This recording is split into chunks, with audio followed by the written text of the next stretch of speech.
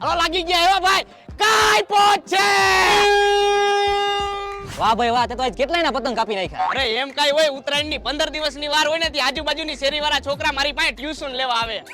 તો ગામમાં તારું મોટું નામ હશે ને ભાઈ? અરે ભાઈ તારા ભાઈનું એવડું નામ હે ને કે ગામમાં બધાય મને પતંગબાજ કહીને બોલાવે. વાહ ભાઈ વાહ. તો તારાથી ગામના છોકરા બધા બીતા હશે ને. અરે જ્યારે હું પતંગ ચગાવતો હોય ને તો છોકરાઓ તો હું એના બાપાએ પતંગ ચગાવવા ઉપર નું આવે. ભાઈ તું આટલા વર્ષથી આ પતંગ ઉડાડેસ તો ટોટલ તે કેટલા પતંગ કાપ્યા? એલા મેં કોઈ દી એનો ટોટલ માર્યો નથી. જેમ માથામાં વાળ ગણાતા નથી ને એમ મેં એટલા પતંગ કાપ્યા ને ઈ કોઈ દી ગણાતા નથી. વર્ષોથી એકની એક પતંગ ઉડાડું હું આ એકની એક. વાહ ભાઈ વાહ.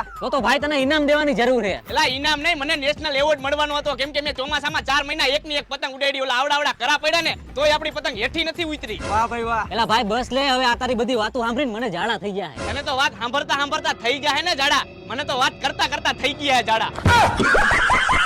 અલે ભાઈ પતંગ પકડ, હું જાતો આવું.